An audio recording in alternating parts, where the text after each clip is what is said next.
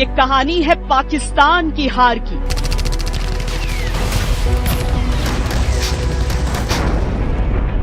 पर ये चेतावनी है चीन के लिए।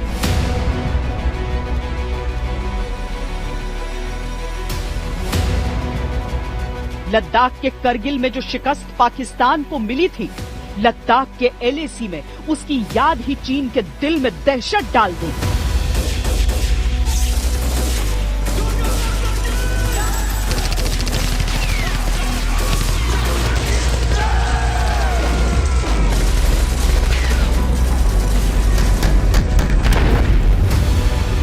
पाकिस्तान को हमारे रणबांकुरों ने 21 साल पहले जो सबक सिखाया था, वो आज के चीन के लिए चेतावनी है।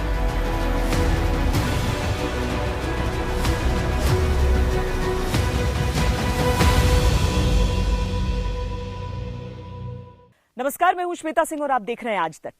21 साल हो गए हैं करगिल विजय को, लेकिन आज भी अपने सैनिकों के शौर्य और बलिदान को याद करते हुए जब हम अपने चारों ओर देखते हैं तो एक तरफ पाकिस्तान का छलावा नजर आता है, दूसरी तरफ चीन का विश्वासघात। लेकिन इसके बावजूद हम दोनों मोर्चों पर लड़ाई लड़ने में एक साथ सक्षम हैं और जीत हासिल करने में भी। आज हम आपको बताएंगे ये सारी बातें, करगिल की कहानी भी सुनाएंगे। ये कहानी पाकिस्तान के लिए सबक है तो चीन के लिए चेतावनी।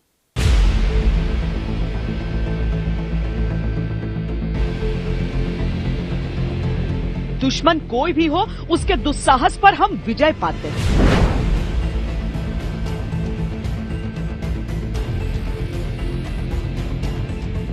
हम विश्वास तो करते हैं, पर विश्वासघात का बदला भी लेते हैं।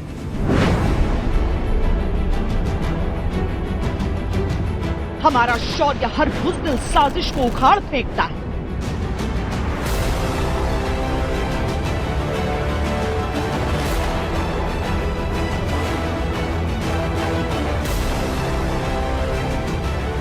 चाहे दुश्मन ऊंचे पहाड़ों पर कब्जा करके अपनी जीत को सुनिश्चित क्यों न माने, हम नीचे से भी उसका गिरना निश्चित कर देते हैं।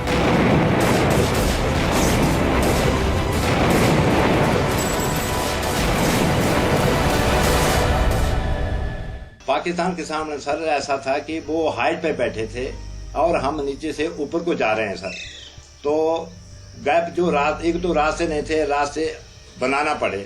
तो ऐसे रास्ते, ऐसे जो गैप थे उन्होंने ऐसे कवर कर रखा था कि वहां पर चलना जरा कठिन हो जाता था। तो अगर एक पत्थर गिरता तो हो सकता था 3-4 जो जवान घायल भी हो सकते थे। आज कहानी तो हम करगिल की सुना रहे हैं, संदेश चीन को दे रहे हैं। जिस चीन के पास युद्ध लड़ने तक का अनुभव नहीं, वो देखे हम अपने दुश्मनों का क्या हश्र करते हैं। जो चीन आधी सदी पहले की एक फतेह को संजोए बैठा है, वो देखे हम लड़ते हैं तो दुश्मन का क्या हाल करके छोड़ते हैं।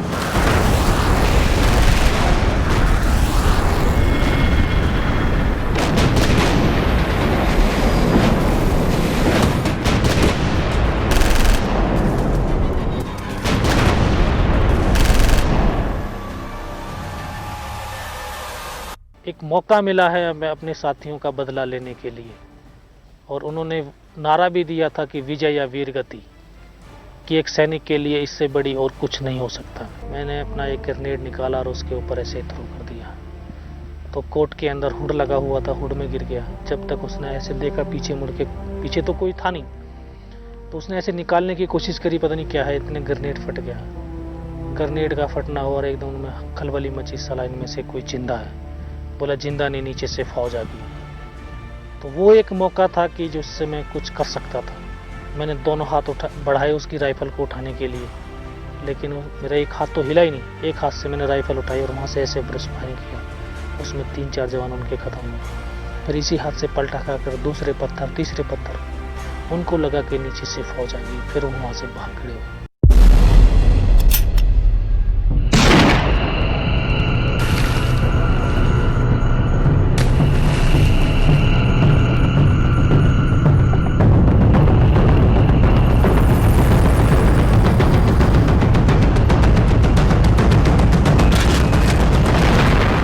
बीते 21 बरस भारत के वज्र बन जाने के हैं। ये उन तैयारियों के हैं जो पाकिस्तान की आतंकी हरकतों के जवाब में सर्जिकल स्ट्राइक और एयर स्ट्राइक करने में सक्षम है, आतंकियों का अंत करने के लिए दृढ़ संकल्पित हैं।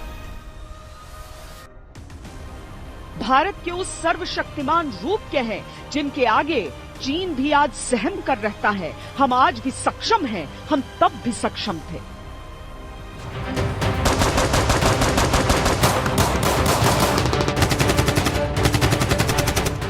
और ऐसा बहादुर कमांडर कौन है टू राजदीप के अंदर? वैसे सभी बहादुर हैं, लेकिन विशेष बहादुर कौन है जो इस तिरंगे को वॉलंटियर होकर के ने अर्तोलोलिंग पे फहरा दे? और मैंने बोला वो सर जय हिंद, best commander of the Indian army Naik Digendra Kumar, सेना मेडल ऑफ टू राजदीप उर्फ कोबरा। बोले हाँ बेटे कोबरा, तने 13 मई को 4 उग्रवादी बजा के मारे वही लड़का है ना तू कोबरा? वो ये सर। आप सोचेंगे कि करगिल में और आज के एलएसी में क्या समानता है, तो सीधे सीधे तो 2 समानताएं सामने आ जाती हैं। क्योंकि करगिल का जब दौर था उस समय पाकिस्तान कोशिश कर रहा था कि भारत से अपने दोस्ताना संबंध दिखाए, किस तरह से अमन की बस चल रही थी।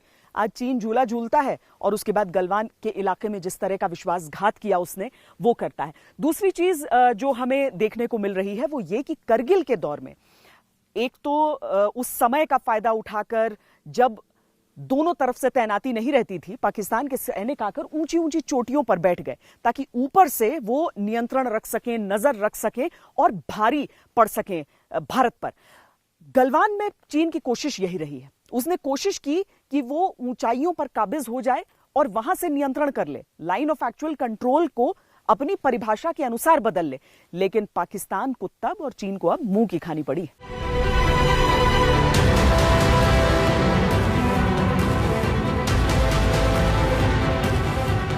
ये सच है कि भारत की सरलता और सहनशीलता के हिस्से में बार बार विश्वासघात आया, लेकिन ये भी सच है कि भारत ने हर विश्वासघात का जैसा बदला लिया वो दुनिया में एक मिसाल बन गया। चाहे वो आज की गलवान घाटी में चीन को दिया हुआ जवाब हो या तब 1999 में पाकिस्तान को करगिल में सिखाया हुआ सबक हो।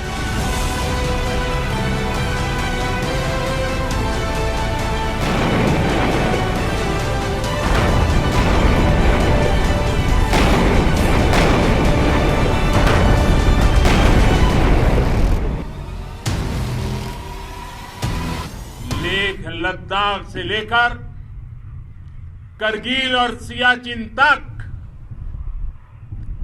रेजांगला की बर्फीली चोटियां से लेकर गलवान घाटी के ठंडे पानी की धारा तक, हर चोटी, हर पहाड़, हर जर्रा जर्रा, हर कंकड़ पत्थर भारतीय सैनिकों के पराक्रम की गवाही देते हैं। हथियारों के बल पर पाकिस्तान फैसला चाहता है, लेकिन 3 बार लड़ाई में 3 बार पाकिस्तान हारा। हथियार डालने पड़े, समझौता करना पड़ा। वो कच्छ लेने के लिए आए थे, कच्छ ले नहीं सके। बाद में वो पंजाब का हिस्सा लेने के लिए आए थे, ले नहीं सके। बांग्लादेश बन गया, आए थे लेने के लिए और देने पड़ गए। भारत ने वासुदेव कुटुंबकम के सिद्धांत पर चलते हुए पड़ोसी देशों के साथ हमेशा दोस्ताना रिश्तों की चाहत में बहुत कुछ सहन किया। जैसे आज के दौर में चीनी राष्ट्रपति जिनपिंग को झूला झुलाया, भारतीय धरोहरों के दर्शन कराए, तब पाकिस्तान के साथ अमन की सदा के तौर पर दोस्ती की बस चलाई थी।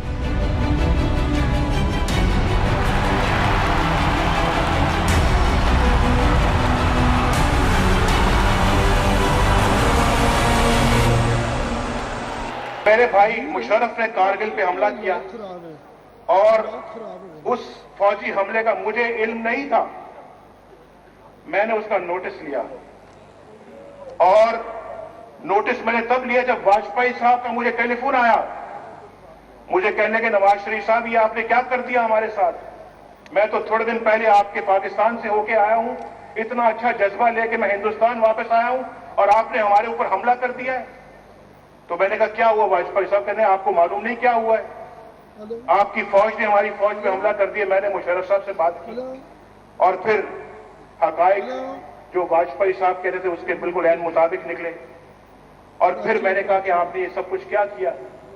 उसके बाद फिर आपने देखा कि वो उस कारगिल की जंग का क्या हशर हुआ।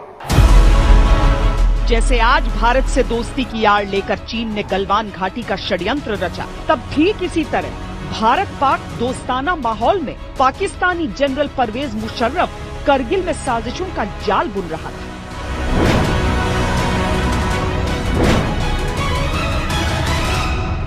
अब एक कारगिल था जहां से, अब आपकी इत्तला के लिए मैं बताऊं, 5 जगह में हम अंदर थे, चाहे कैसे भी हो, मुजाहिदीन थे या NLI थे।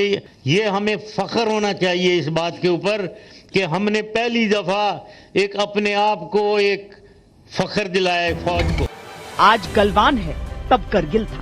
इन दोनों के बीच 21 बरस हैं और इन 21 बरसों में न तो चीन और पाकिस्तान की विश्वासघाती फितरत बदली और न ही भारत का जवाब देने का अंदाज बदला। गलवान के विश्वासघात का जवाब गलवान में दिया है, करगिल के विश्वासघात का जवाब करगिल में दिया था। पाकिस्तान का सच जो हो, नवाज शरीफ का सच जो हो, मुशर्रफ का सच जो भी हो, लेकिन 1999 का सच ये हमेशा रहेगा कि पाकिस्तान ने करगिल में आस्तीन में छिपे सांप की तरह भारत के स्वाभिमान को डसने की कोशिश की और भारत के जांबाजों ने उसकी मंशाओं को कुचलकर उन पर शौर्य का तिरंगा गाड़ दिया।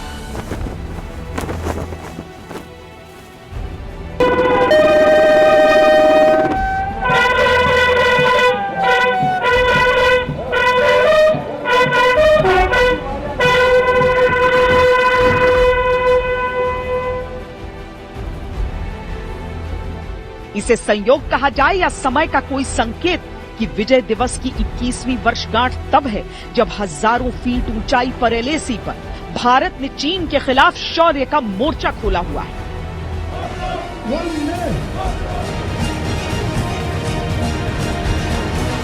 भारत माता की जय, भारत माता की जय। अब से 21 साल पहले पाकिस्तान भी 16,000 फीट की ऊंचाई पर करगिल की पहाड़ियों में घात लगाकर बैठ गया था।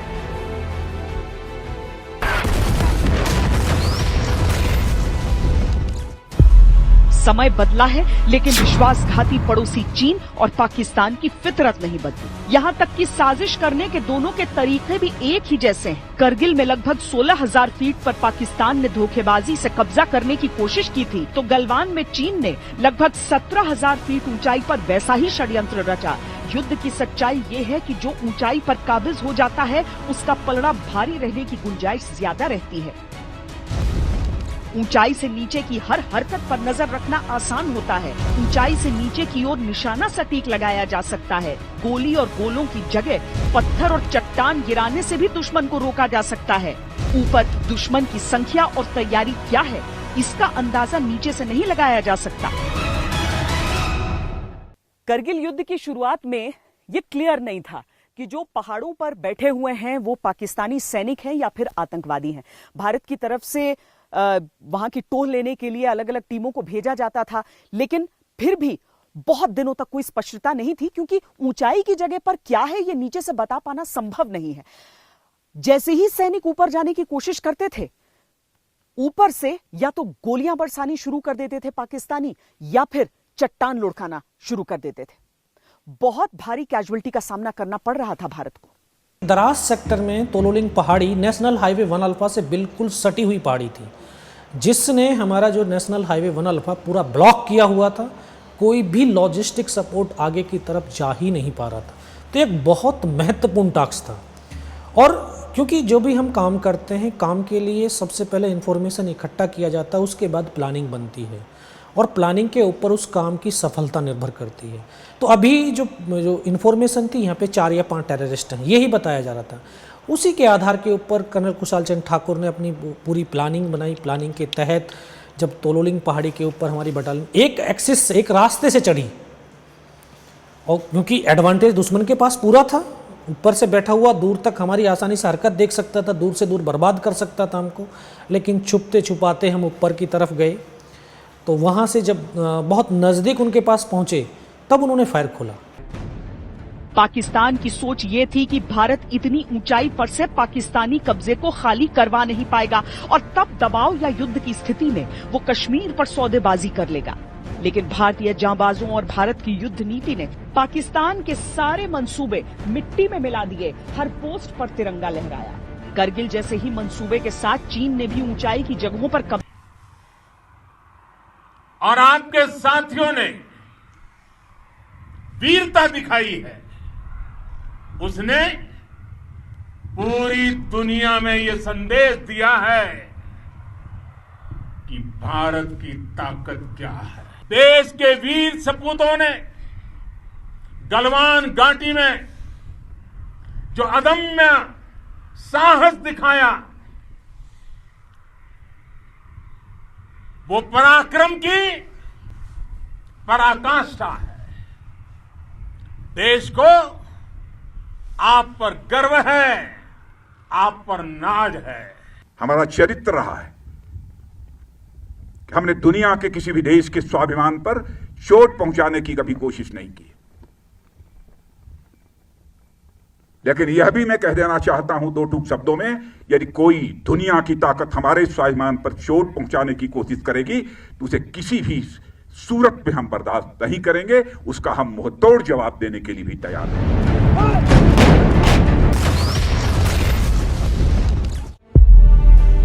जिस मुल्क ने 1948 का धोखा दिया, जिस मुल्क ने 1965 का षड्यंत्र रचा, जिस मुल्क ने 1971 का युद्ध दिया, जिस मुल्क ने 1987 की साजिश दी, उस मुल्क के प्रधानमंत्री के साथ दोस्ती का हाथ बढ़ाने का साहस सिर्फ भारत के प्रधानमंत्री में ही हो सकता था। एक उम्मीद थी, बस बेहतर स्थिति बनाने की।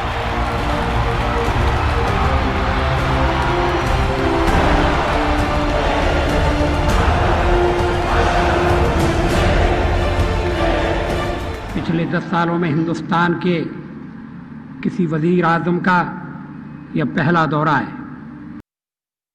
मुझे इस बात के लिए खुशी थी कि मैं 21 साल के बाद फिर से अमन और दोस्ती का पैगाम लेकर आपके बीच में आ रहा हूँ। लेकिन अफसोस इसलिए था कि हमने इतना वक्त आपसी रंजिश और कड़वाहट में बिता दिया। आज हमारे आपसी रिश्तों में कोई ऐसा मसला नहीं है जिसका हल हिंसा और खून खराबे से निकाला जा सके। मुश्किल और बकाया मसलों का हल एक साफ सुथरे माहौल में और एक संतुलन, नरमी और सच्चाई का रास्ता अपनाकर ही किया जा सकता है। दोस्ती तो दूर की बात रही, पाकिस्तान ने तो दुश्मनी के नियम भी शर्मिंदा कर दिए। अमन की आशा और सदा सरहद वाली दिल्ली लाहौर बस सेवा के बदले करगिल का विश्वासघात दिया।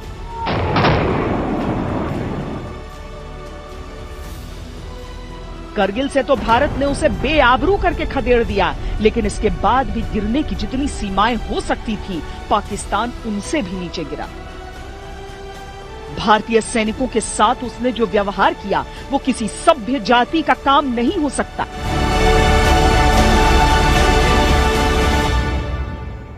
उनके 6 बंदों ने लेफ्टिनेंट कालिया के साथ रेकी के लिए हमारी तरफ एडवांस किया, मगर जब वो करीब आए हम उन्हें कैदी बनाना चाहते थे, लेकिन वो थोड़ा हमारे रेंज से दूर, वो हमसे भागने की कोशिश कर रहे थे। हमने उनके ऊपर फायर गिरा दिया।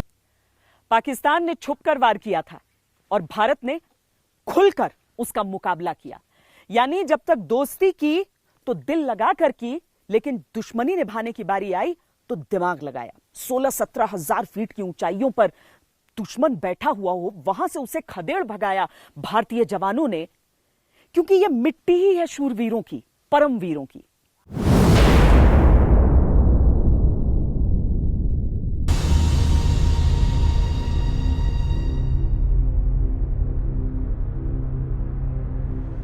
चीन हो या पाकिस्तान, ये बात दोनों को अच्छी तरह मालूम हो चुकी है कि युद्ध की नीति या रणक्षेत्र की रणनीति के अलावा भारत की सबसे बड़ी शक्ति हमारे जवानों का जज्बा है।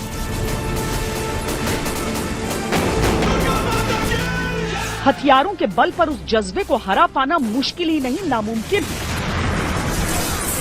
इस देश की मिट्टी पर ऐसे शूरवीर उपजते हैं जो बलिदान की परंपरा को साथ लेकर मैदान में उतरते हैं।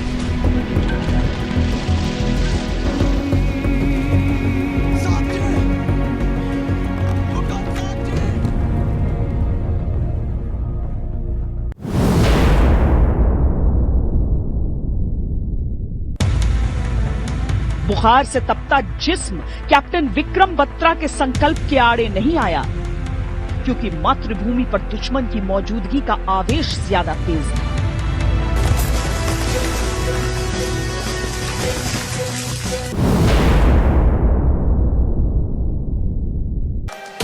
गरीबी ने माटी की रक्षा का भाव कमजोर नहीं होने दिया। रण क्षेत्र में जैसा मौत का तांडव रचाया, वो पाकिस्तान की 7 पुश्तों के सपने में खौफ बनकर आता रहेगा। एक बर्स्ट फायर आया उधर से, बंकर से पाकिस्तानियों का, सीधे 3 या 4 गोलियां इधर आई उनके स्कल पे, लेकिन गिरने से पहले मनोज पांडे की सेंस ऑफ रिस्पॉन्सिबिलिटी और जो है लीडरशिप का वो देखिए, उसने कहा न छोड़नो। मतलब आदमी की जान जा रही है और लड़का फिर भी कह रहा है कि इनको मत छोड़ो।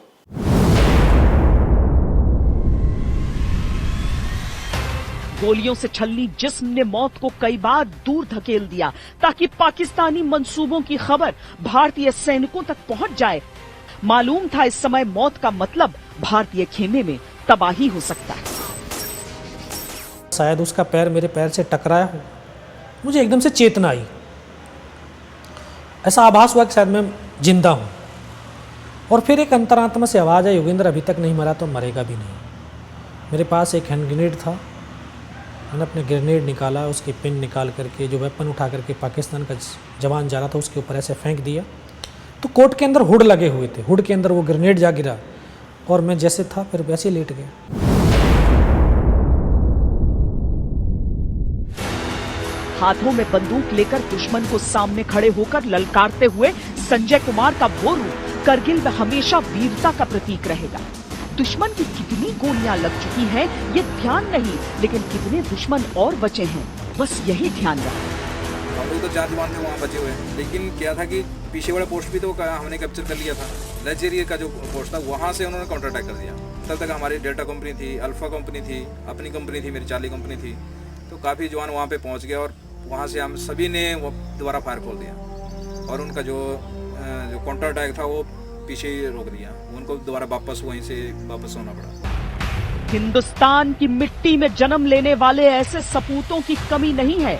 जिसने सेना की वर्दी पहन ली उसका एक ही उद्देश्य, दुश्मन का अंत। चीन ने भी भारतीय शौर्य को गलवान में ललकारने की गलती की थी। भारतीय जवानों ने गर्दन की हड्डियां तोड़ तोड़कर दुश्मनों की लाशों के ढेर लगा दिए थे। चीन के पास अब भी थोड़ा समय बचा है ये चिंतन करने का, जिस करगिल युद्ध में भारत ने वीरता के कई आयाम स्थापित किए, वो करगिल उसी लद्दाख का हिस्सा है जहां एलएसी पर चीन भारत से भिड़ने की कोशिश कर रहा है। उसे ये जान लेना चाहिए कि लद्दाख का कण कण बारूद है, वहां का बच्चा बच्चा शूरवीर। उसको चक्का छुड़ा सकता था, ऐसा बात नहीं है, क्योंकि हमारा हथियार भी अच्छा है, रोड भी पहुंचा हुआ है, अब कुछ प्रॉब्लम नहीं। उस वक्त तो हम 21-22 दिन चलना पड़ता है जनाब, जहाँ घास हो वहाँ घोड़ा को रेस देना पड़ता है, तभी फिर ड्यूटी में बड़े मुश्किल से पहुंचता सर। यहाँ के बुजुर्गों के कंधे चीन से पहले भी टकरा चुके हैं। उनके मन में चीन को मारने की हसरत बढ़ती उम्र के साथ अब भी हर रोज जमा होती है। भारत की ताकत ये रही है कि वो अपने अच्छे और बुरे दोनों अनुभव से कुछ न कुछ सीखता जरूर है। इस अनुभव के बाद भारत ने अपने हाथों को किस तरीके से मजबूत किया और आज की तारीख में हम क्यों कह रहे हैं कि भारत चीन हो या पाकिस्तान दोनों के लिए तैयार है। करगिल युद्ध में जिस तरह की विषम परिस्थितियों में, जिस तरह से युद्ध के तमाम नियमों को चुनौती देते हुए हमारे सैनिकों ने विजय हासिल की थी, हम उसी विजय को आज याद कर रहे हैं और उस परिप्रेक्ष्य में देख रहे हैं कि चीन को भारत से किस तरह की चेतावनी मिलनी चाहिए, हमारे शौर्य से, हमारे वीरों की गाथाओं से। यह भी अजीब सा इत्तेफाक है कि करगिल के युद्ध में यूं तो सीधे सीधे चीन की कोई भूमिका नहीं थी, लेकिन परवेज मुशर्रफ जब वो पूरी साजिश रच रहे थे तो बीजिंग में बैठकर। उस समय तो अमेरिका भी कहने के लिए पाकिस्तान का दोस्त ही था। हालांकि करगिल युद्ध को लेकर पाकिस्तान के लिए अमेरिका ने कोई स्टैंड नहीं लिया था और उसे लग रहा था कि पाकिस्तान की गलती है, लेकिन फिर भी जिस तरह से दोनों के बीच कोऑपरेशन रहता था, भारत की कूटनीति उस हिसाब से उसे मात नहीं दे पा रही थी। पर आज की तारीख में भारत ने पूरी दुनिया की कूटनीति का बैलेंस बदला है। अपने टर्म्स पे हम दोस्ती करते हैं दूसरे देशों के साथ, लेकिन फिर भी अपने मामलों में किसी तीसरे देश का दखल आज भी मंजूर नहीं है। एक वादा है देश से इस बात का कि विजय के पर्व अब कभी उदास नहीं होंगे।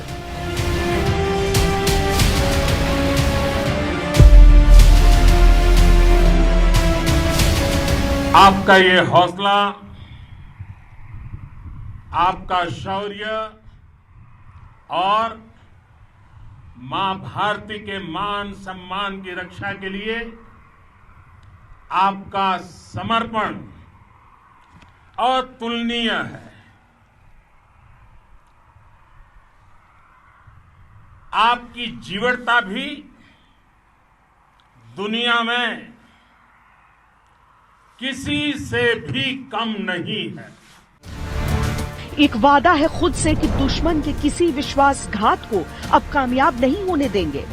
मैं इतना यकीन दिलाना चाहता हूं कि भारत की 1 इंच जमीन को भी दुनिया की कोई ताकत छू नहीं सकती है, उस पर कब्जा नहीं कर सकती। हमारा चरित्र रहा है कि हमने दुनिया के किसी भी देश के स्वाभिमान पर चोट पहुंचाने की कभी कोशिश नहीं की।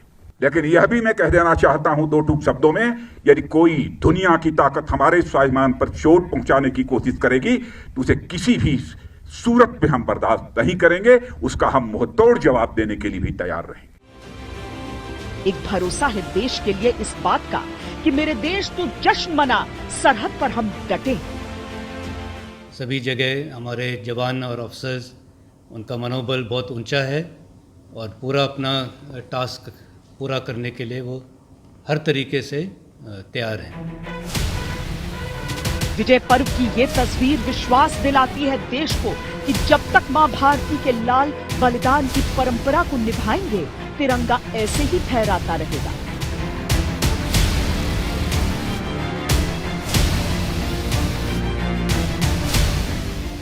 प्रधानमंत्री के तौर पर अटल बिहारी वाजपेयी चाहते थे कि अपने कार्यकाल में वो पाकिस्तान से रिश्ते बेहतर करें, लेकिन धोखेबाज पाकिस्तान की हरकतों ने ये होने नहीं दिया था। साजिश सामने आने पर जब हम जंग लड़ने पर आए तो पाकिस्तान को कहीं का नहीं छोड़ा था। आज भी उस हार से मुंह छिपाए उसका जनरल विदेशों में भटक रहा है। मैं 15 दफा पाकिस्तान के कोर्ट्स में हर लेवल पे गया हूँ और खुद पेश हुआ, तो जाना, जेल में जाना नहीं जाना सवाल नहीं था। मैं खुद पेश हुआ वॉलंटियर, और 2013 में मैं खुद गया हूँ पाकिस्तान वापस। कोई किसी ने मुझे फोर्स नहीं किया था। 2013 में मैं गया और 2016 तक मैं उधर ही रहा था 3 साल। तो ये बात नहीं है, कोई डर खौफ की बात नहीं है। नियति ने करगिल युद्ध के दूसरे विलन नवाज शरीफ के साथ भी न्याय किया। जेल की सलाखों और अस्पताल के बीच झूलती जिंदगी में वो अमन की उस आशा को तोड़ने के गुनाह को आंकते जरूर होंगे। मैंने यहाँ खुद कहा है, मैंने खुद जब वाजपेयी साहब ने इस बात का गिला किया कि जनाब देखें, एक तरफ तो लाहौर डिक्लेरेशन हो रहा है और दूसरी तरफ जो है वो कारगिल का वो मिस एडवेंचर करके मेरी पीठ पर छुरा घोंपा गया। मैंने कहा और मैंने कहा बिल्कुल वाजपेयी साहब ठीक कहते हैं, उनकी पीठ में छुरा वाकईतन घोंपा गया। अगर मैं उनकी जगह होता मैं भी यही बात करता कि ये बिल्कुल यानी कि एक जो है वो पीठ में छुरा घोंपने वाली ही बात है। लेकिन मैं अब ये गिला किससे करूं पाकिस्तान के अंदर।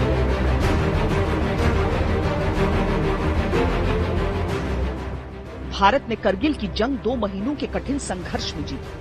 हमने अपने कई पराक्रमी जवानों को गंवाया, लेकिन उसके बाद से कई चीजों को बदला गया। वाजपेयी जी का कवि हृदय ये जानकर फट पड़ा कि युद्ध भूमि में वीरगति को प्राप्त जवानों के शरीरों को उनके घर तक नहीं पहुंचाया जाता।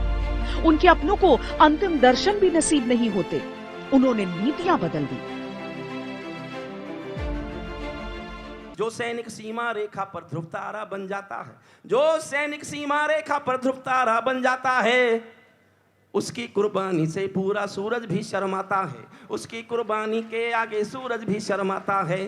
गरम दहानों पर तोपों के जो सीने अड़ जाते हैं, गरम दहानों पर तोपों के जो सीने अड़ जाते हैं, उनकी गाथा लिखने को अंबर छोटे पड़ जाते हैं। उनके लिए हिमालय कंधा देने को झुक जाता है। कुछ पल को सागर की लहरों का गर्जन रुक जाता है। उस सैनिक के शव का दर्शन तीर्थ जैसा होता है, चित्र शहीदों का मंदिर की मूरत जैसा होता है।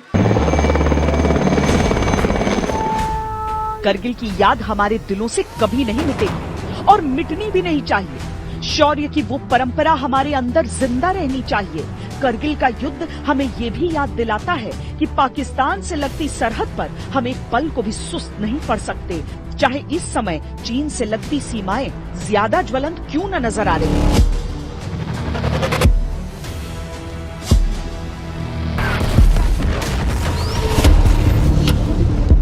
आज हिंदुस्तान एलएसी और एलओसी दोनों पर बराबर सतर्क है। चीन से बढ़ते गतिरोध के बीच भारत ने एक पल के लिए भी दूसरे मोर्चे पर अपनी तैयारियों में कोताही नहीं बरती। रक्षा मंत्री ने लद्दाख का दौरा किया तो साथ में कश्मीर भी गए। थल सेनाध्यक्ष और वायु सेनाध्यक्ष दोनों ने ही दोनों मोर्चों का जायजा लिया। रक्षा मंत्री राजनाथ सिंह ने लेह की ऊंचाइयों से बीजिंग तक पहुंचने वाली आवाज में भारत की प्रतिबद्धता का उद्घोष किया। लेह लद्दाख दौरे से अगले ही दिन रक्षा मंत्री ने जम्मू कश्मीर पहुंचकर पाकिस्तान को ये जता दिया कि चीन के चक्कर में वो अपनी लाइन क्रॉस करने की जुर्रत न करे। भारतीय सेना की मार से पाकिस्तान पहले से अधमरा है, लेकिन सेनाध्यक्ष इस भरोसे में कोई कमी नहीं आने देना चाहते कि चीन से टकराव की स्थिति में पाकिस्तानी मोर्चे पर हमारी तैयारी पुख्ता न हो। लेह से जम्मू कश्मीर तक का उनका दौरा चीन और पाकिस्तान से एक साथ निपटने की तैयारी की भरोसेमंद तस्वीर।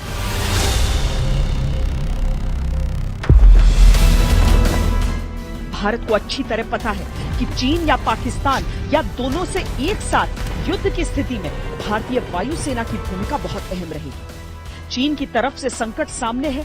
गलवान टकराव के बाद वायुसेना अध्यक्ष ने एलएसी का जायजा लिया, तैयारियों का आकलन किया। चीन पाकिस्तान से युद्ध की स्थिति में क्या क्या विकल्प होंगे इसकी समीक्षा भी की। इसके बाद श्रीनगर एयरबेस पर पहुंचकर ये विश्वास देश के सामने रखा कि आसमान में रक्षा का हर मोर्चा मजबूत है। रेडी है कोई भी चैलेंज फेस करने के लिए। कोई भी चैलेंज होगा, कोई भी रिक्वायरमेंट होगी, कोई भी मिशन होगा, हम उसको करने के लिए पूरे सक्षम हैं। हथियारों के जमावड़े पर भारत का फोकस नहीं रहा है, लेकिन चीन और पाकिस्तान जैसे पड़ोसियों ने भय बिन होई न प्रीत का सिद्धांत अपनाने पर भारत को मजबूर कर दिया है। अब जल, थल, नभ तीनों में भारत का शक्ति संतुलन बेमिसाल। आपका साहस उस ऊंचाई से भी ऊंचा है जहां आप तैनात है।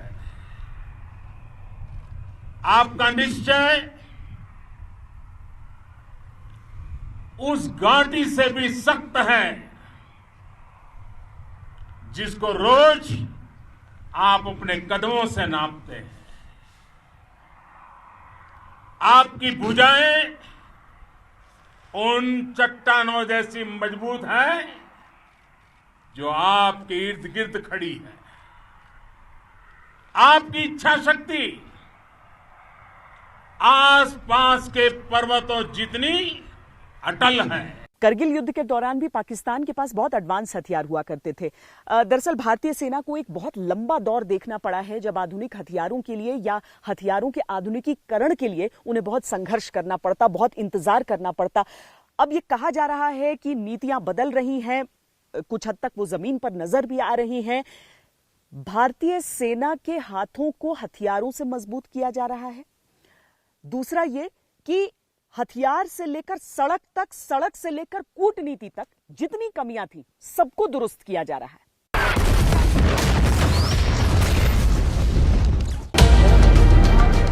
हर युद्ध में इंफ्रास्ट्रक्चर की कमी की कसक हमने महसूस की, करगिल में भी की थी। लेकिन आज उस बुनियादी ढांचे का विकास निरंतर जारी है। सीमा से लगते इलाकों तक जाने के लिए सड़कों का निर्माण चल रहा है, चाहे एलएसी का हिस्सा हो या एलओसी। इतना ही नहीं, अब भारतीय सेना के हाथों को हथियारों से और मजबूती प्रदान करना हमारी नीति में शामिल है। 85 के बाद हमारे देश में कोई गन नहीं आई थी और फौज के लिए गन बहुत बड़ी ताकत होती है। बोफोर्स के बाद कुछ हुआ ही नहीं। अब हम मेक इन इंडिया में 3 प्रकार के अलग अलग, और एक हमारी शायद दुनिया की सबसे बड़ी मानी जाएगी रेंज 48 किलोमीटर है। मतलब कि गुजरात की सीमा पर मेरी तोप खड़ी है, पाकिस्तान में घर में जाकर के मार सकती है। ये काम हमने कर दिया है। जो AK-47 की सीरीज होती है, दुनिया की टॉप मोस्ट राइफल हमारी यहाँ बनेगी। और भारत को खुद का मार्केट करीब 10 लाख का है, और वो इतनी मात्रा में टेक्नोलॉजी ट्रांसफर हुई है, दुनिया की मोस्ट मॉडर्न है, हमारे जवानों के हाथ में होगी और बहुत सस्ते में होगी, और हम उसको एक्सपोर्ट कर पाएंगे। वायुसेना की ताकत का इजाफा किया जा रहा है, राफेल आ रहा है, अतिरिक्त Su-30 आ रहे हैं, अपग्रेडेड MiG-29 भी आ रहे हैं। करगिल की हर कमी को दूर कर आज ताकत बढ़ाना हमारी प्राथमिकता है।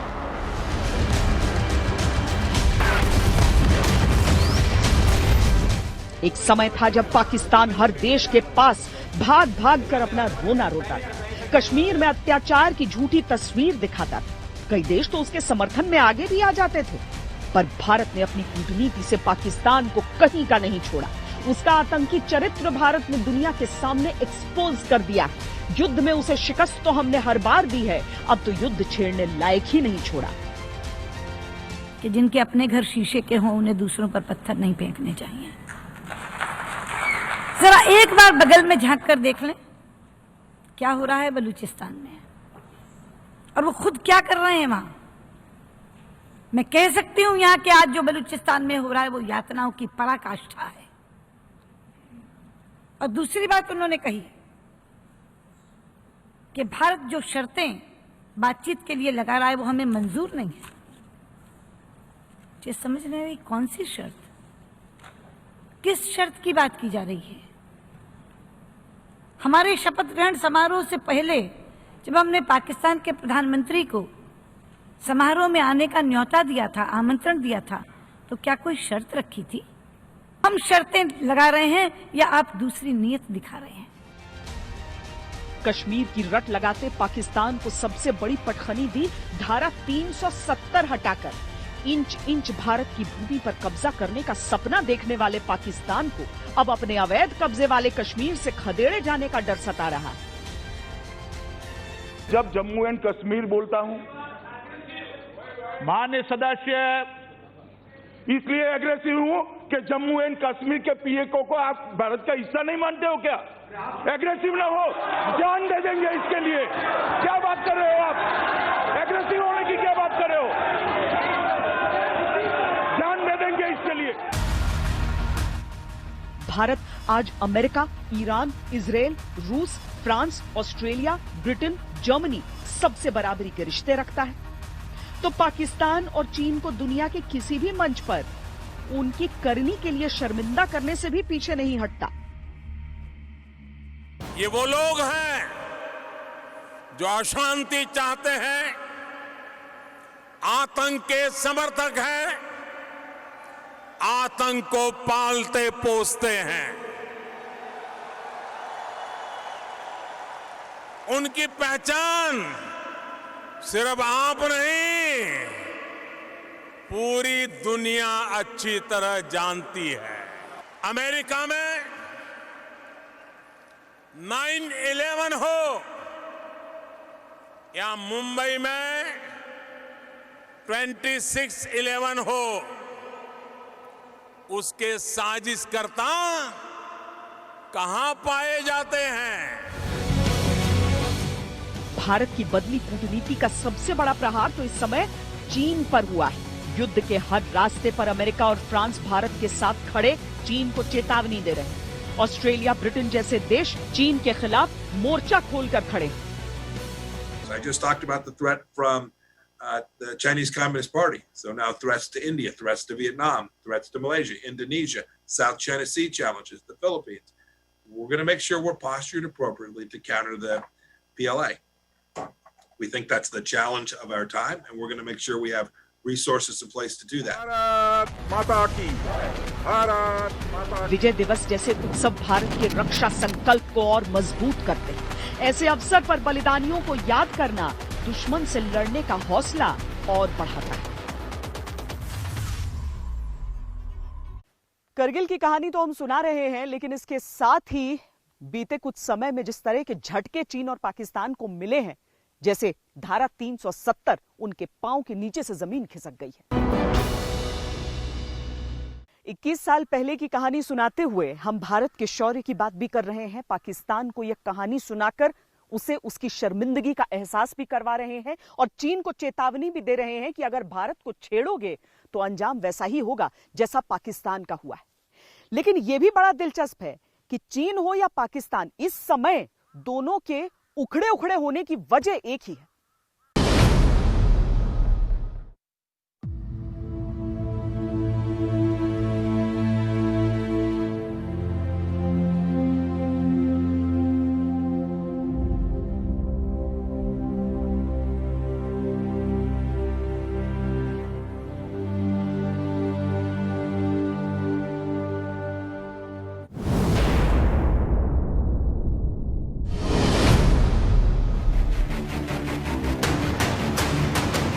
जम्मू कश्मीर से धारा 370 को हटाना भारत का ऐसा कदम था जिससे पाकिस्तान की नींदें उड़ गई,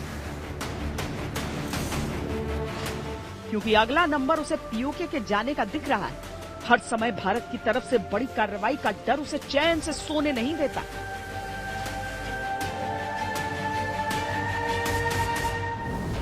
कश्मीर में उन्होंने अपनी आइडियोलॉजी के मुताबिक किया। उन्होंने अपने मुल्क के कॉन्स्टिट्यूशन के अगेंस्ट गए। इस गवर्नमेंट अपनी सुप्रीम कोर्ट के वर्डिक्ट के अगेंस्ट गई, जम्मू और कश्मीर के हाई कोर्ट के वर्डिक्ट के अगेंस्ट गई। वो 17 यूनाइटेड नेशंस सिक्योरिटी काउंसिल की रेजोल्यूशंस के अगेंस्ट गए। वो यूनाइटेड नेशंस की जनरल असेंबली की रेजोल्यूशन के अगेंस्ट गए। वो शिमला एग्रीमेंट के अगेंस्ट गए। उन्होंने जो फैसला किया हुआ है कि जो आज रेजोल्यूशन में कहा डेमोग्राफी बदलना चाहते हैं, ये कह बैठे हैं, वो ये चीज कह बैठे हैं कि ये जब कश्मीर का स्पेशल स्टेटस चेंज होगा तो वो डेमोग्राफी भी बदलना चाहते हैं। डेमोग्राफी चेंज करना 4th जिनीवा कन्वेंशन के आर्टिकल 49 के खिलाफ है, वॉर क्राइम समझी जाती है ये। तो सारे इंटरनेशनल लॉज और अपने मुल्क के लॉज उन्होंने वायलेट किए अपनी आइडियोलॉजी के लिए। धारा 370 के हटने से चीन इसलिए बौखलाया क्योंकि उसका one belt one road project PoK के कई हिस्सों से होकर गुजरता है। भारत जब पूरे पीओके को वापस लेने का संकल्प दोहराता है तो चीन को अपनी गर्दन कटती हुई दिखती है।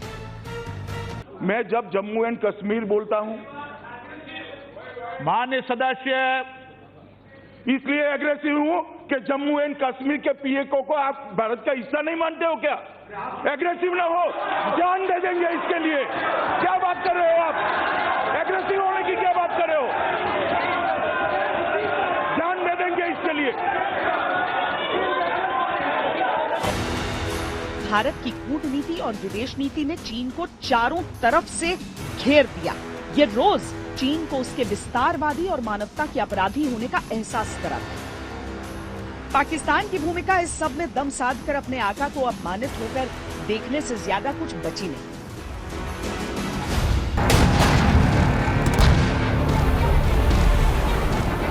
विजय दिवस के इस अवसर पर भारत चीन के साथ अब भी एलएसी पर मुकाबले में तना खड़ा है। उसकी हर चालबाजी का जवाब दे रहा है। पाकिस्तान के आतंकी सर उठाते हैं तो तुरंत जहन्नुम भेज दिए जाते हैं। अपनी कुंठा में चीन और पाकिस्तान दुनिया के कटघरे में बदनामी का कंबल ओढ़े खड़े हैं, जबकि भारत दुनिया की नई उम्मीद है।